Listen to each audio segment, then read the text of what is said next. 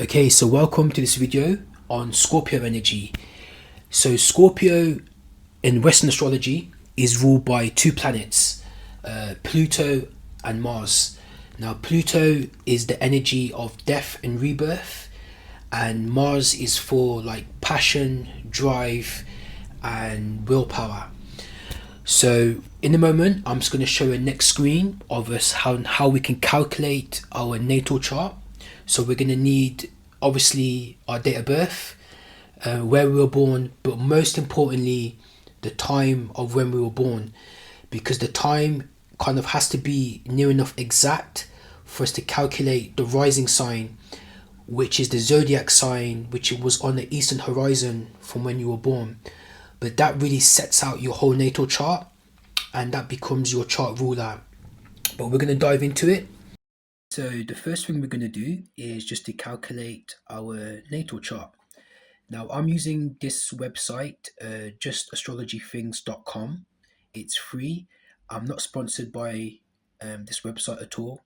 Most sites will ask for your email and for you to pay, but this one will just give you it straight up. I wouldn't suggest using ChatGPT either, because I've cross-referenced ChatGPT again using that Scorpio investigative energy, and ChatGPT is totally wrong. It gets everything wrong in terms of your natal chart, especially your moon sign. But this one is great, or you can just find a free site that works for you.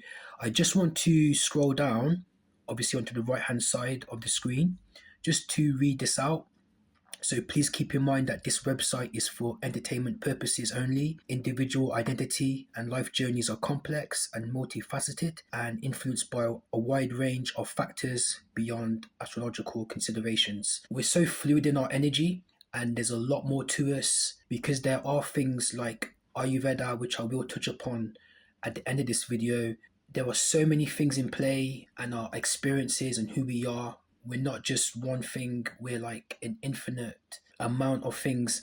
And so just use this as a guide, just use this as something to get curious about, who you truly are, away from what society is telling you. And this is why we meditate, to kind of just find the answers that we already know.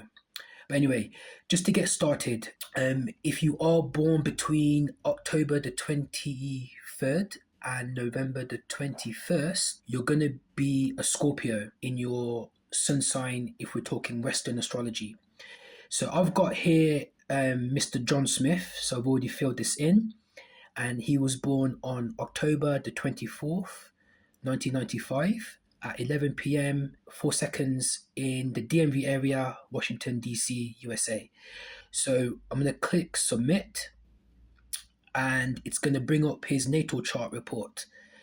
So if I scroll down, you're going to see all the different placements. So the sun, which is the core, that's the Scorpio. The moon, obviously in Scorpio as well. And if we're scrolling down to see his placements, he's got Scorpio in Venus, in Pluto, and Scorpio in the fifth house. Now it's going to be different for everyone, so it's good to see where your placements in Scorpio are. Now it's just to note that Uranus, Neptune, and Pluto, they're like generational placements.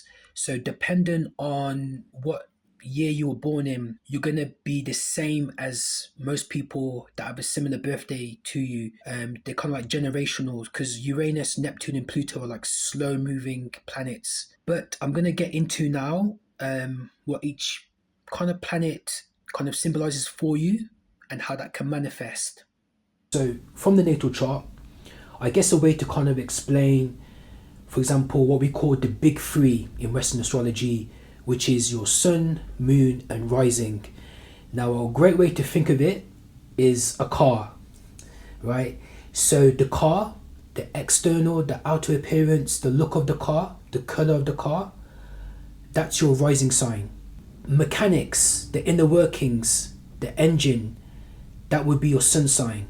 But what fuels that car to make it move and travel, that's your moon sign. So our rising sign is our exterior, how we see the world, how the world sees us. at the core, the engine, what kind of drives us. But then the emotions is what we feel, and that fuel, whether it's gas, electric, petrol, that takes us through life. So if we talk about the rising sign, it's also known as the ascendant sign. Now, when this is in Scorpio, people are going to be drawn to you on a very physical level. You're going to have a sense of aura of like mysterious, in a nice way, just saying like very dark energy, intimidating. People are not going to know why they're intimidated towards you, but they're going to be very attracted to you, and they can feel your allure. Now the sun, it represents your core identity, your purpose, and your vitality. Now how this shows up through Scorpio energy is deep transformation, a magnetic presence. So there will be themes of constant death and rebirth, maybe through your appearance, your life experiences, but you'll feel things very, very, very deeply on a very energetic level. The moon, it represents our emotions and our inner world, again linked with the element of water. So really feeling things on a very deep, intuitive level, like that psychic feeling in your gut, but in your heart. So like all your emotions are felt so deep, but because Scorpio is so intuitive, able to actually heal your heart because of how deep you can go to heal through shadow work. So Mercury is about ideas, thoughts, our words, communication. So when this is in Scorpio energy, it is very investigative in its ideas, wants to uncover the truth, speaks with purpose, speaks with that intent, like penetrative insight. So Venus represents love, beauty, and our values. It's like how we love. When this is in Scorpio, it's about finding real, true connections with people, true bonds. So no superficiality. If you're looking for a partner, it will be like kind of like tying soul energy together, like that type of love. Real relationships, like no fluff, no superficiality, like you really want that real deal type of connection with someone. Now Mars represents our actions and our desires. It's exalted in Scorpio, which means it's at home, which also means it's kind of amplified. So how this shows up in Scorpio is that it's relentless. It doesn't stop until it achieves what it needs to achieve. The willpower is unmatched. It's very, very powerful when it's at home in this placement. Also sharing it with Aries, because Aries is ruled by Mars as well, where you could say Aries is in the front and it will show you what it's doing. Scorpio is like at the back, behind the scenes, in the shadows, and it shows you once it's completed its mission. Jupiter represents our growth, our wisdom, and our expansion. And how this shows up in Scorpio is for really delving into truths, and really finding wisdom in emotional experiences, anything and anything to kind of grow and expand. So Uranus kind of represents change, freedom, and innovation. How this kind of comes about in Scorpio energy is like really about breaking free from the norm. You could say anything that is taboo, which would be explored in depth, whatever that taboo may be. Scorpio energy is very, very comfortable to like explore fully and to gain as much information, again, just to break from those shackles. So Neptune represents dreams, intuition, and spirituality. I guess how this shows up in Scorpio is really a surrender to spiritual practices. I'd probably give an example of maybe go exploring something like Kundalini yoga, which is meant to connect with your higher self through activating all the chakras, but like also delving into mystics, into depths, maybe shamanism, all these different practices, spiritual practices to do with like spiritual evolution. And then Pluto, again, the home of Scorpio, which is kind of amplified, again represents that death, it's really about facing the darkness that we all face in our lives. Maybe an example, it would be in Dark Knight Rises, right? When Batman is fighting Bane, and Bane, I'm gonna quote this, paraphrase this. He said to Batman, like, you adopted the shadows, like I was born in them, I was molded by it.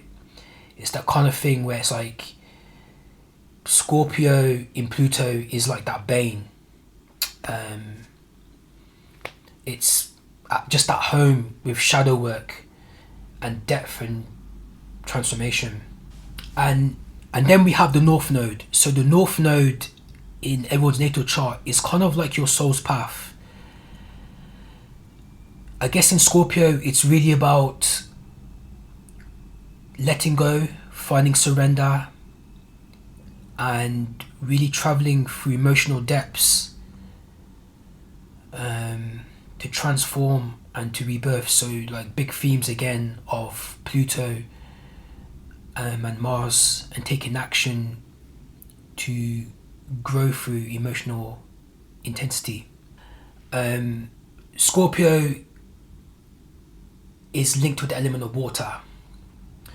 Now, in all these practices, and if we're like talking chakras in yoga or Ayurveda, Ayurveda is based on 3 doshas.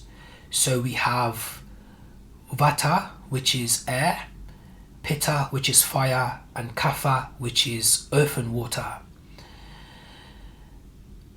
And again, this is another practice. It's kind of like the cousin of yoga, Ayurveda.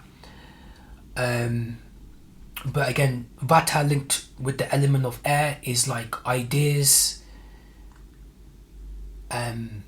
Pitta is linked with that fire element, and obviously Kapha is like emotions with water and kind of grounding and stability through earth. And again, these kind of doshas have things about them. I may touch upon this in another video, but with Ayurveda, there's certain characteristics which does have correlations with astrology, like certain behaviors and how you look physically, similar to your rising sign. There's all these little correlations, but again, it's just a journey of getting to know yourself, to understand yourself. And maybe I might touch upon this and go more in depth in another video, but this was just an example of how from your natal chart you can interpret your actions, like say for example through Mars, how you love through Venus, how you communicate through Mercury, etc, etc. So yeah, just thank you for, if you made it this far in the video, thank you very much for me trying to explain a little bit of Scorpio energy. And thank you very much, and hope you see you soon.